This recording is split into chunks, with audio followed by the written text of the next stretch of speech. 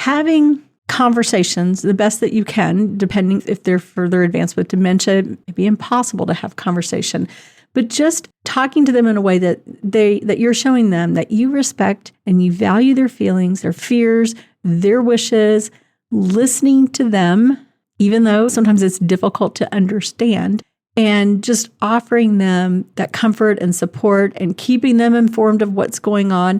I always tell Mark, this is what's going on. This is what the doctor said about your MRI. I mean, I have to slow down when I talk to him, but he gets it all, and it's his life, his body. So I think it's really important that he knows everything that I know that the doctors are sharing with me.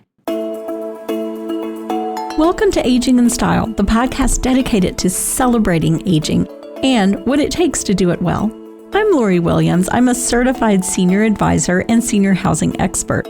In each episode, you'll learn stories of older adults who are thriving in their 70s, 80s, 90s, and in some cases in their hundreds. Whether you're an older adult or the child of an older adult, this podcast is filled with insightful resources, organizations that are doing incredible work, and stories that will inspire you to volunteer, learn, and who knows, maybe even skydive in your golden years. Hi, welcome to Aging in Style. I'm so glad y'all have tuned in today. We are going to talk about caregiving and the importance of communication when you're the caregiver.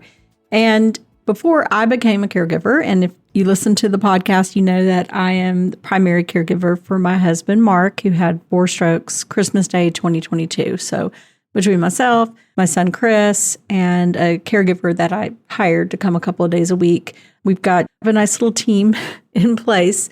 But I've worked in senior living over 18 years, counseled many people about caregiving, but never was a caregiver myself as a full-time caregiver, just living this. So coming from this different perspective that I have now of truly being a caregiver, I've learned so much and realized how much I did not know prior to being in the shoes of actual caregivers.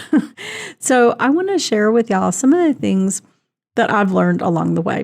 Most of you I've shared before because I'm just an open book, but caregiving is not something that came easily for me. I pretty much came to it kicking and screaming, thinking, oh my gosh, how am I going to do this? This is the worst thing I can imagine. And really went through all the feels about it because I didn't think I could do it.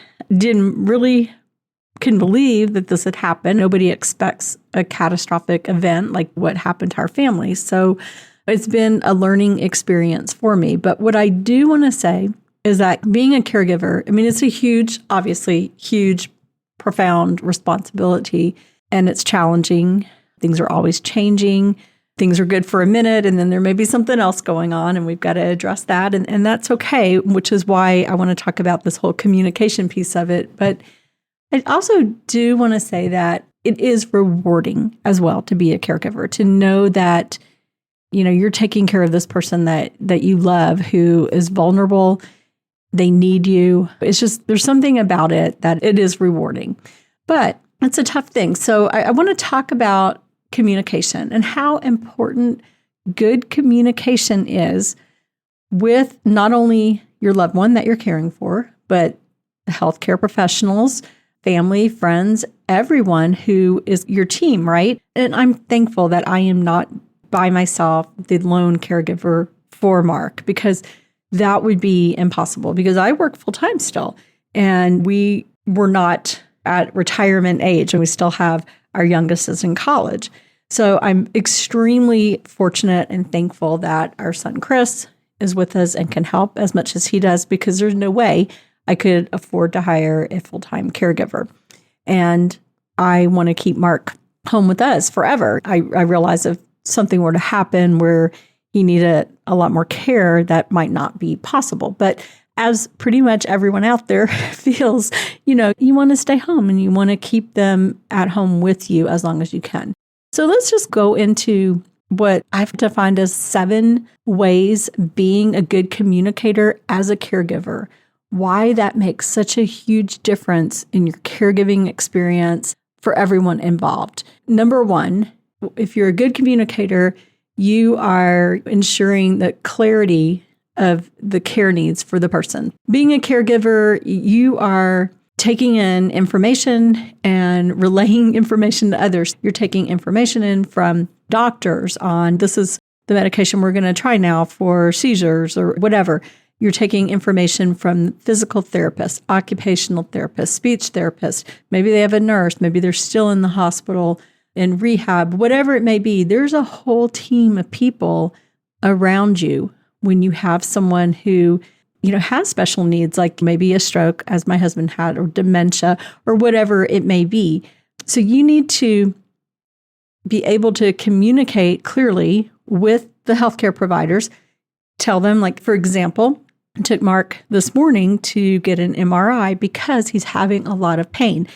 I've been communicating with his team. His physical therapist and occupational therapist have been telling me, we're noticing more and more pain on this side, and it's starting to limit his ability to do therapy.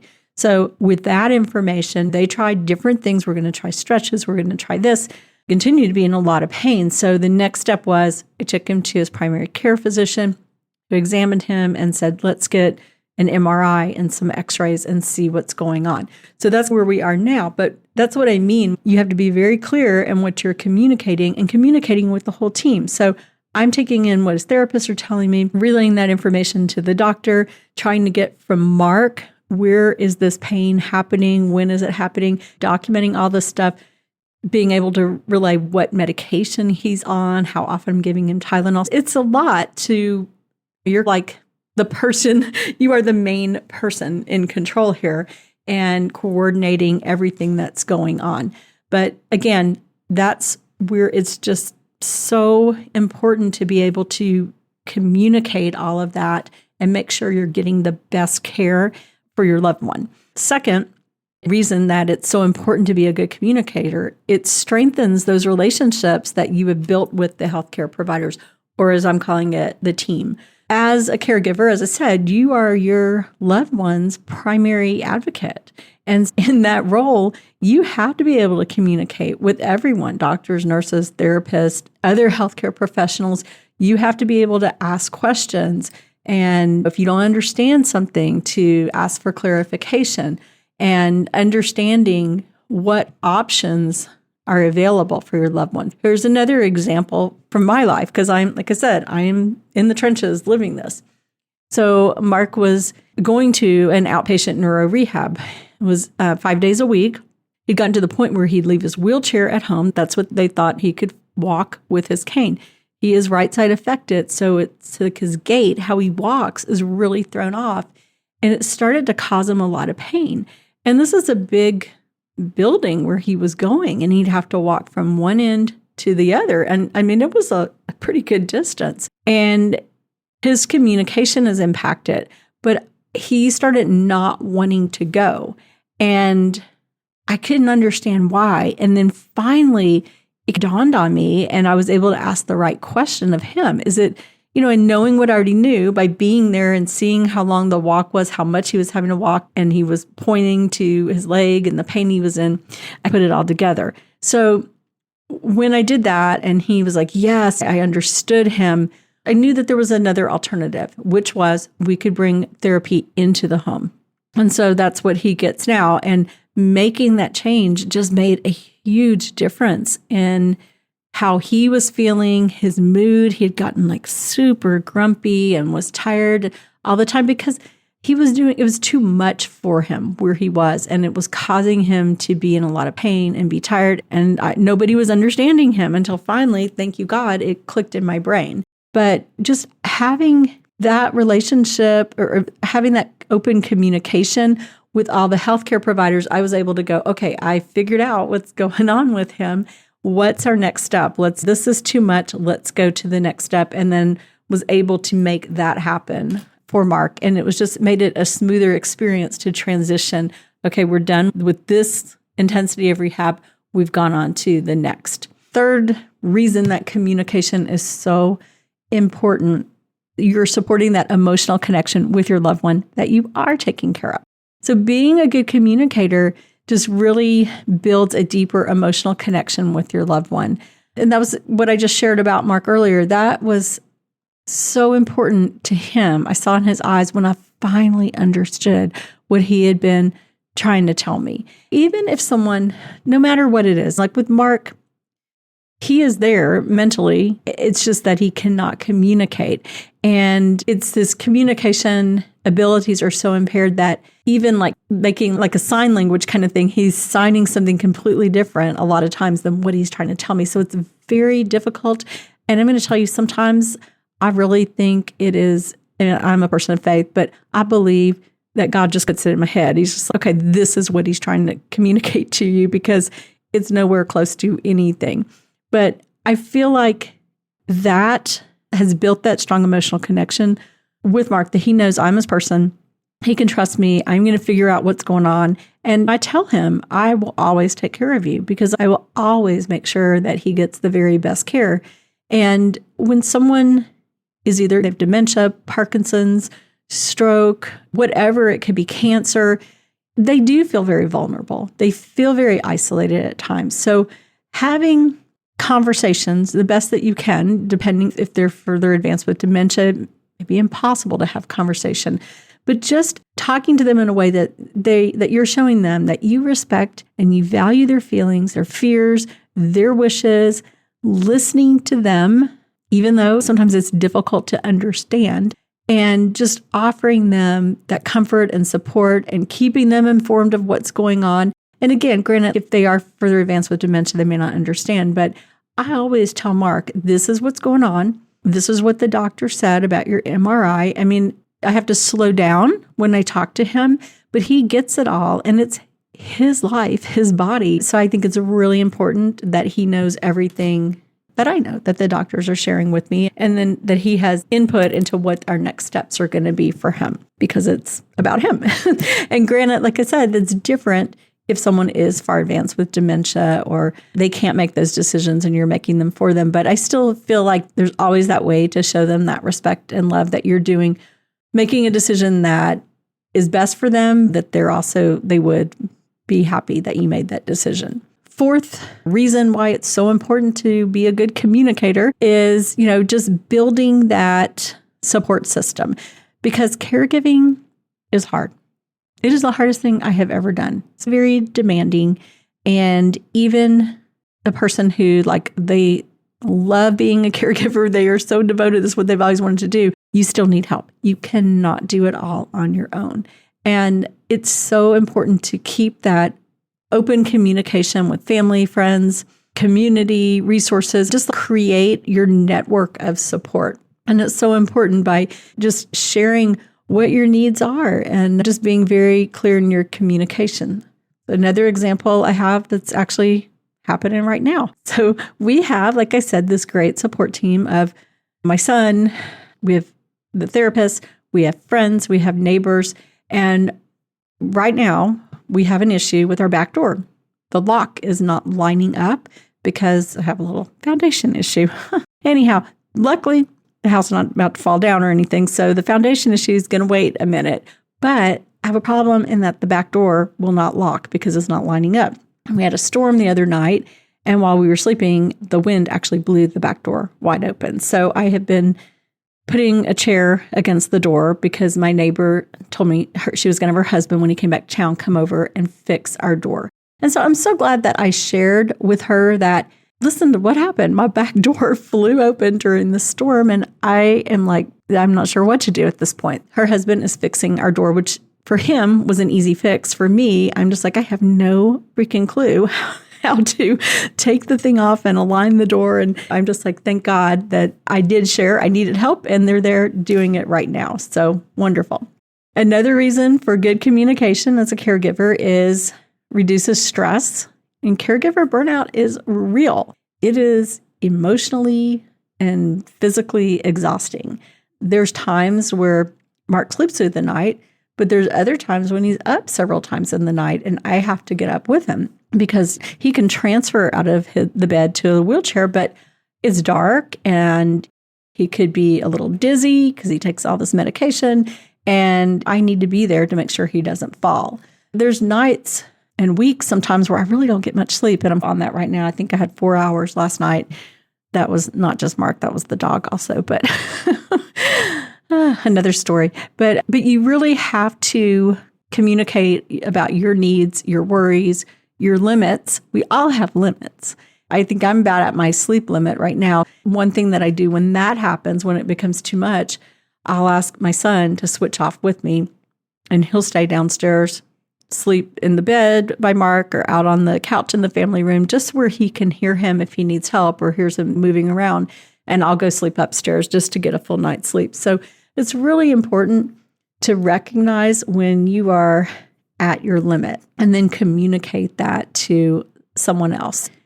You're an advocate not only for your loved one, but you have to be an advocate for yourself too, and in taking care of yourself. We don't all have just limitless amounts of energy. We do burn out, and if we can take a step back, take some time for ourselves, we just come back so refreshed and ready to do it again. Number 6 reason why being a good communicator as a caregiver is important is adaptability in a changing environment. Things are always changing. Caregiving can be unpredictable. Your loved one's needs may change. Their health may fluctuate. Situations may arise that require immediate action. And just having good communication keeps everyone in the loop and allows you to adapt quickly and more effectively. For example, and again, I'm giving all examples about my husband because, you know what, that's the life I'm living with being a caregiver. But he got sick in January, and just like with a stomach bug. But within a few hours, he was dehydrated, he had a high fever, he was really sick, and he started having seizures. And we had to call 911, and now he has a seizure disorder. He's had another seizure, and so he's on medication. What I'm saying is, though, things, when you're taking care of someone, and this was like the light bulb moment for me. I thought, okay, he's home. We're a year out from the stroke at that point. He is just going to continue getting better. I didn't take into account all that his body has been through and that he is definitely in a position where he's more at risk for things. So like a stomach bug that maybe would have been okay for me and I'd be fine is not for him. And things are going to continue to decline. And so, say you're taking care of someone with dementia, you know that the dementia is going to progressively get worse. And same thing with someone who has had 4 massive strokes. It's not going, the brain has been changed, his body's been changed so much. And having a seizure disorder, unfortunately, is a part of that. So it has made me realize that we have to be ready to adapt at any time. And between my son, caregiver, everyone knows he's had seizures and we watch for that. And you have to be, as an advocate, knowing now, okay, we have a seizure disorder. There's certain things they can no longer use in therapy. So you have to communicate all of that information and be able to adapt. And another example is that Mark was walking a lot more with his cane, but now he's in all this pain and he's primarily in his wheelchair. That concerns me because the more you're up and walking, the more you're building your strength and staying stronger. But the more you sit, the more you decline. I don't know what is ahead of us. And it's a hard thing to not let the what ifs get you. And especially in the middle of the night when you're trying to sleep, thinking, oh my gosh, what if this happens or this happens? You just have to be in the moment and just do the very best you can and be ready to adapt because things will change. And then the 7th reason why good communication is so important, it encourages respect and dignity. And we hit on that earlier, but I think it's worth mentioning again. I think it's very important to keep your loved one that you're caring for in all discussions that have to do with their care. It just reinforces their autonomy, helps them feel respected, even as they may face physical or even cognitive challenges. Just having that good communication with them. This is, like I said, this is their body. This is preserving their dignity and reminding them that this is about them. It's about their care journey. And we have respect for their input and their preferences. And like I shared earlier about Mark no longer wanting to go to the rehab center because it was so difficult physically for him. And I also think emotionally, he has always been a homebody.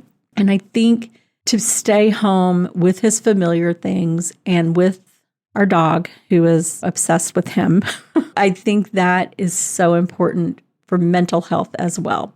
A funny story, my daughter was at home while my son and I took Mark to have his MRI this morning, and she said our dog, Sadie, would go to the front door and cry and go and put her head on Mark's recliner and cry because Mark is always there now, and she's used to him being there, and she's made it her own job to be his caregiver, and she was just not having it. And we were gone probably 45 minutes, and Abby said that she just, cried and went back and forth and the whole time. So I do think for our situation and where Mark is now, we made the right decision for everyone, including our dog.